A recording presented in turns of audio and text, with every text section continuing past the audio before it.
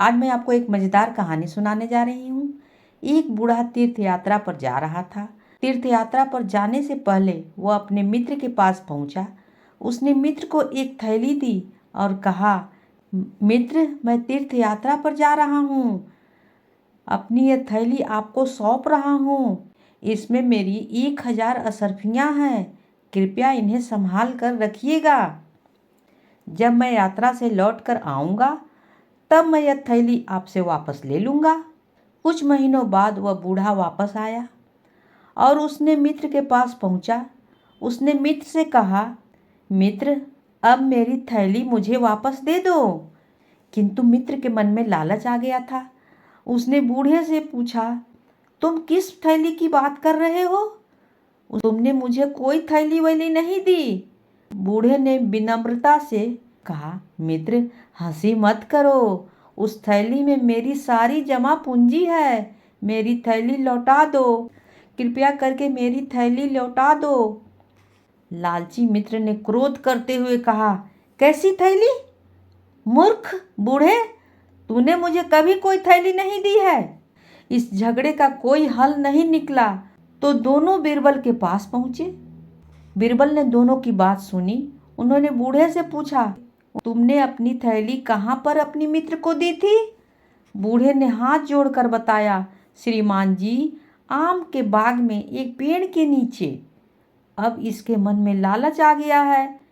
यह मेरी थैली नहीं देना चाहता है। इस पर मित्र बोला, श्रीमान जी, यह झूठ बोल रहा है। इसने मुझे कोई थैली वैली नहीं दी है। बीरबल ने दोनों को चुप रहने की आज्ञा दी और बूढ़े से बोले, तुमने आम के पेड़ के नीचे थैली दी थी। यह बात पहले क्यों नहीं बताई थी? ठीक है, तुम जाओ और उस पेड़ को गवाही के लिए लेकर आओ। सारे दरबारी एक दूसरे के मुंह देखने लगे।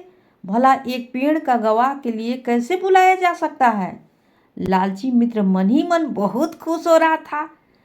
बूढ़ा आदमी बहुत ही उलझन में था।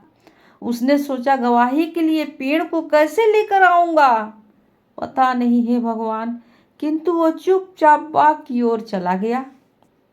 बूढ़े को इंतजार करते हुए 1 घंटा बीत गया।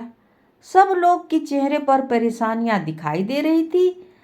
आखिर एक व्यक्ति बोला, श्रीमान जी, अब तो बूढ़े का इंतजार करते हुए 1 घंटे से अधिक हो गया है। हमें कब तक इंतजार करना होगा? बीरबल बोले, धीरज रखो, वो आता ही होगा।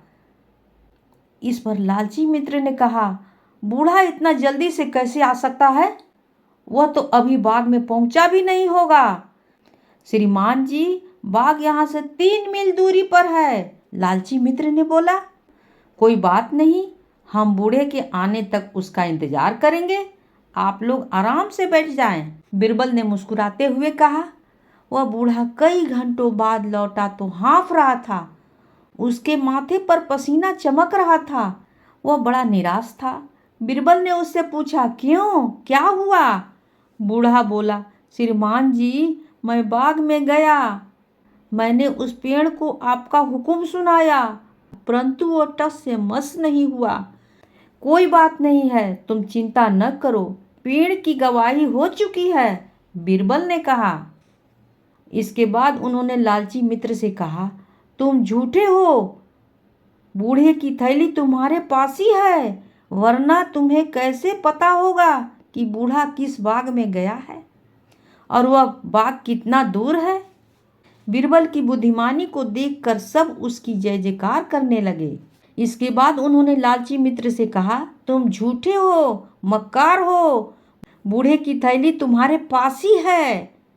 मुझे मालूम है, वरना तुम्हें कैसे पता होता कि बूढ़े किस बाग में गया है और वह बाग यहाँ से कितनी दूरी पर है? यह तो तुम्ही को ना पता होगा। इसलिए अभी की अभी बूढ़े की थैली दे दो। अगर तुमने थैली नहीं दी तो राजा तुम्हें जेल में डाल देंगे, समझा? वह डर के मारे कांपने लगा और उसने घर जाकर थैली को लाया और उस बूढ़े को दे दिया। सब लोग यह देखकर बीरबल की बुद्धिमानी पर जय जयकार करने लगे। कहानी होती है समाप्त।